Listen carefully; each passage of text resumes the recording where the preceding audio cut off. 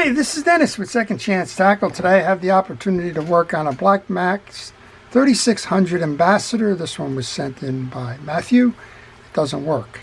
It's stuck. And well, we're going to try and figure out why it's stuck. I already see a case separation here. I don't know if the reel's been apart or if you got these as a part of a, say, a clearance sale or yard sale or a pawn shop purchase or whatever it may be. Don't know the histories behind it, so what we'll do is we'll take the reel apart, we'll try and identify the failure, and we'll try and get it out there fishing again for Matthew.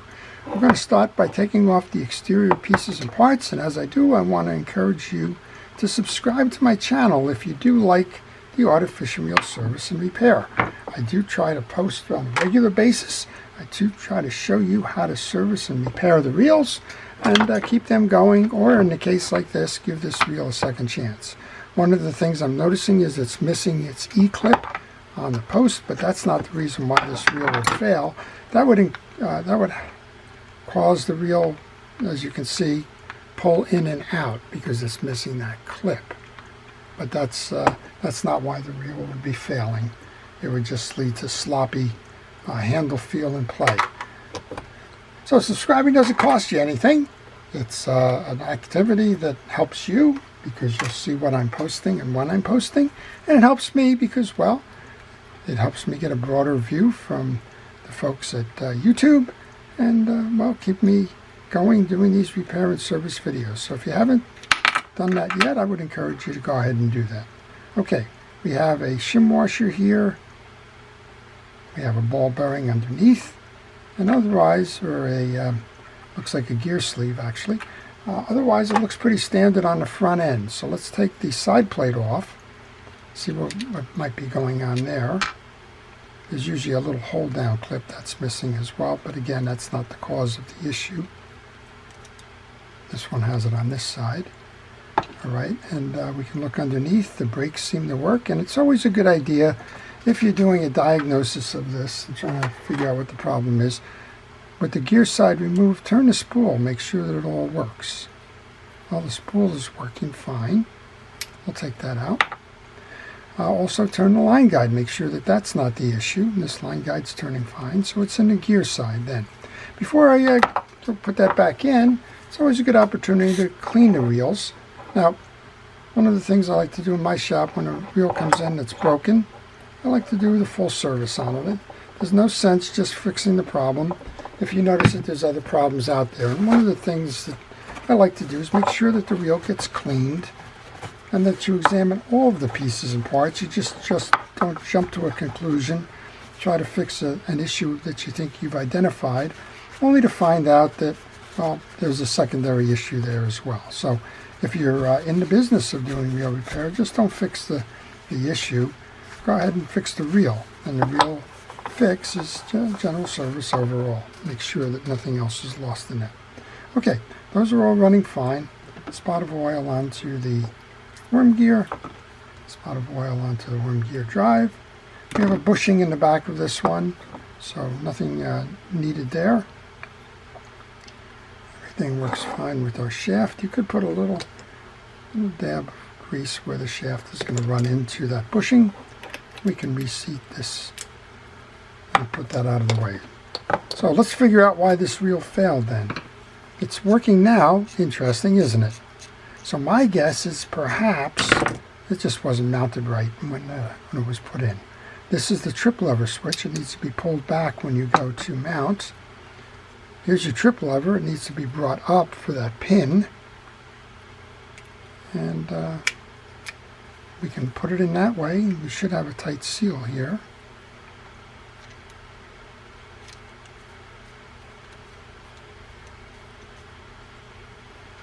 Let's put it on this side, see if we can seal this up or if we still have an issue here. I'm afraid that somebody tried to wrench this case.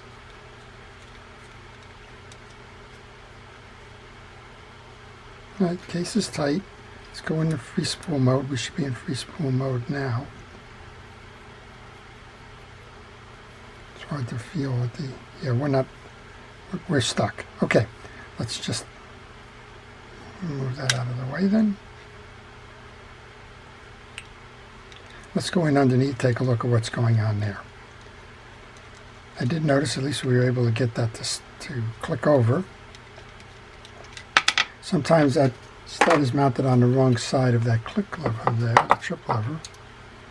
And, well, see, this is running fine here. So the other thing that it may be is that these brakes are not merging with the spool. Alright, let's take these two off, take a look inside. Again, even if that did fix the problem, if it was a simple human error in the mounting of the side plate, you still want to go the extra look inside, make sure everything else in there is clean.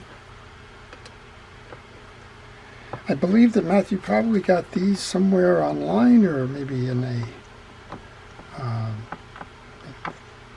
yard sale or something. I'm not sure if he's taking these wheels fishing. I've lost the take on that. But the reason I mention that is that the other two reels came in with issues. Okay, looks like everything is right here. Let's just take this off, show you what it is. First part is our yoke spring. This is missing that piece, and this is what happens when it misses the piece. The whole gear shaft comes off. This is our yoke assembly, and this is our trip assembly here. Pull that off. Slide this out of the way. This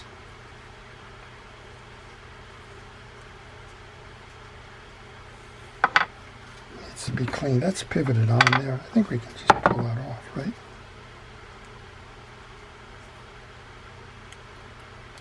Yep. All right. Okay. Let's clean underneath here. This is very sticky here. So even though it's operating the way it should, it could be that that grease and dirt and debris underneath is causing the issue. So let's take care of that. You can see that there's thick old grease. Now I use a combination of penetrating oil and a cotton swab. That generally will get most of the debris off of there. I like to go to the softest material I can use to get this to work. There's a cotton shim washer that goes on the back end of that main gear. Notice as you're working on that. And also notice we've left the spring there. Okay, this is cleaned up. So let's go put this back on. So that slides under and onto the back side of this gear like that. Next would be our jack. That's going to be the kick. This is where you need to install the spring. And it's easy enough to set this spring when you have the parts off. Spring is on. Oops. There was a whoops. The jack back on. Spring kicked off, not a problem.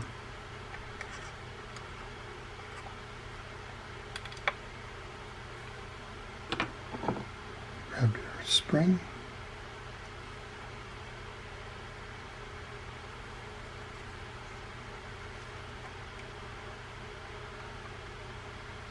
Hook the spring to the one side, bring the other one over the top of that post. I use a pick for this.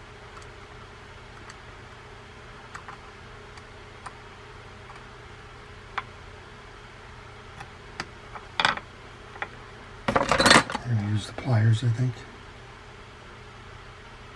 What you have to do is bring it over the post and turn it a little bit, and that's why it's slipping off the pick. Okay, that's the return spring for your trip lever. Now we can take a look at the pinion gear. That's a good thing we did pull it off and just not run away from it because it appeared to be working. This reel does need grease. There's no grease at all. I'm checking the teeth as I'm doing this. The teeth are fine on the pinion gear. When you go to reset your yoke, you're going to notice that one side has a slanted side that faces in. You go ahead and grab the face inside and bring that over and seat that through the cavity there. We can actually bring this over right now. These are the yoke springs.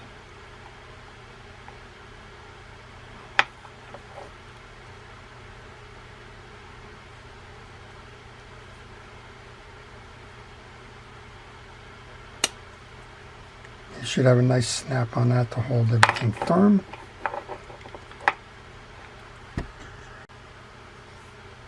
Okay, I just paused the video for a moment. I went and made sure that I had that E-clip. Well, there's a series of 6 washers, 3 hard and 3 metals. The first hard washer goes in. You don't have to oil these because they are non-porous. Second hard washer goes in after you put the first keyed washer in. That's the one with the rectangular center without the points. The middle one is the eared washer that does have the points with a circular center. I'm going to put the last of the drag washers on. The second keyed washer.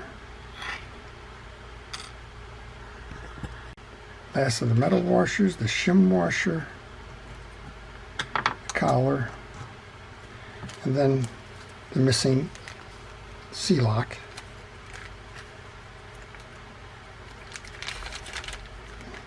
I think we have to put that on after we put the handle on. So we're just going to hold that to the side for a moment, but that is the piece that is missing. We can place our case back, but before we do, we want to clean the case. I'm going to use a rod and reel cleaner for that. Soft scrubby pad. It'll be just abrasive enough to get rid of some of the oil, debris and film that is on this case. So I'm still not sure what the cause of this is, but I wanted to make certain that before I start going any further that the internal side, which we saw turn freely, is okay. I'm never quite sure, but it always helps to make sure. Okay, case can go back on. This has a instant anti-reverse clutch in it.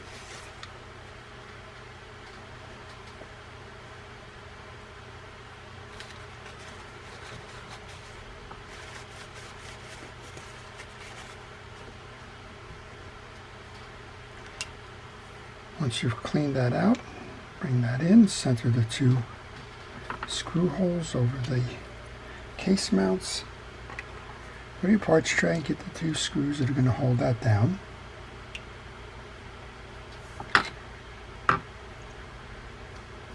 Well, if you have any questions on this reel or any reel, if you leave those questions in the comments section, I generally try to answer those the next morning. So if you're stuck, if you want to know more about a reel, if you just are curious about a question on the fishing industry, just leave those questions. I will try to answer those, generally speaking, the next day. All right, let's turn that. Turns nice and free and easy. Let's remount this then. We're going to pull this out again. Going to pull our shaft up.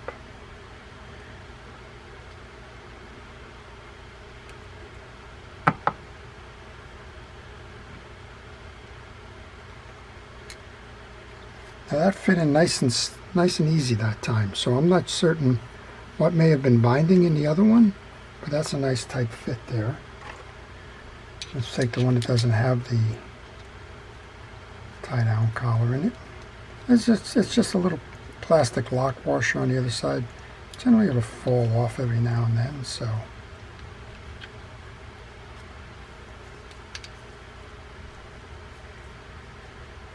just testing on the spool, make sure that the spool is turning.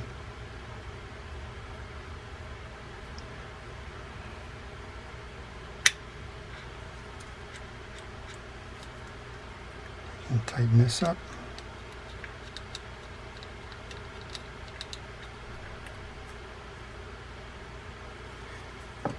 Next up, we want to bring that little tension washer in.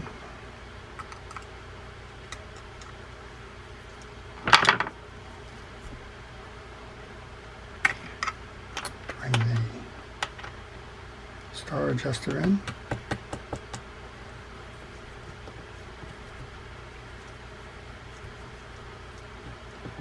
If you find that it's getting tight and hard to grip, just use your handle as a wrench to hold it firm.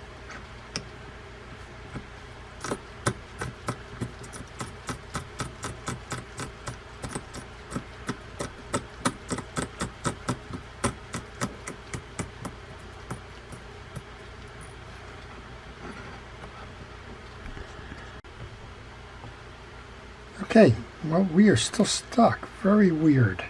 Okay, we're going to do some further diagnosis then. With my attention turned to the spool, I noticed two things. One, the bearing was missing here, so we've replaced the bearing. And secondly, there's a little black clip on this side which was mounted upside down. I think that's going to make the difference. So let's put this back in now. Oil the new bearing that we just put in there. Reset this case.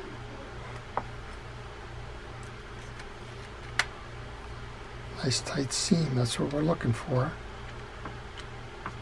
Tighten up to one side. I think we're going to get this.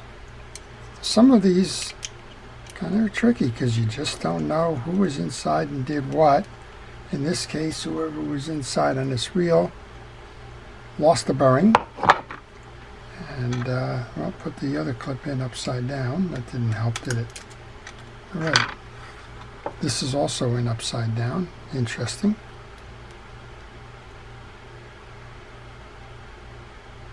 That's probably why the axle shaft wasn't grabbing.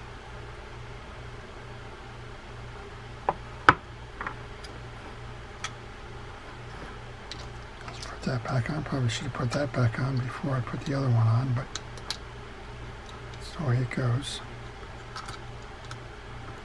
Lost the E-clip on it, so I'd say this is probably the result of shoddy service.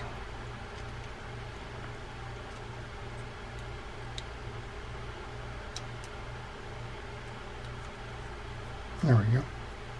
Okay, so what have we done? We've identified a number of issues on this reel. First one was it was jammed.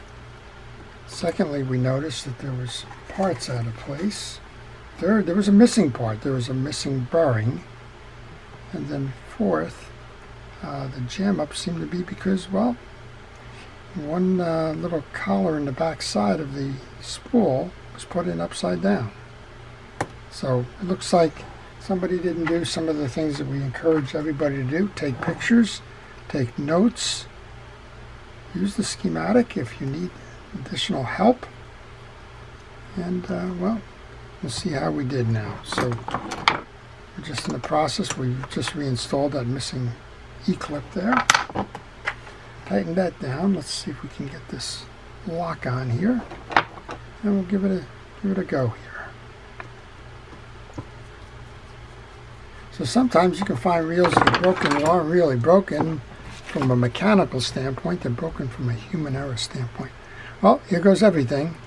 Well, look at that. Let's tighten down our drag, make sure that our spool is turning very nicely. Wow, how do you like that? Free spool, it's going to be hard to see. Oh, look at that. That's going to be a casting beauty. Sure, once you put the bearing in that was missing, once you reverse the collar that was missing, you got a reel that can go fishing again. Tight drags, yep, everything's good to go. Well, Matthew's going to have a nice reel to go fishing with.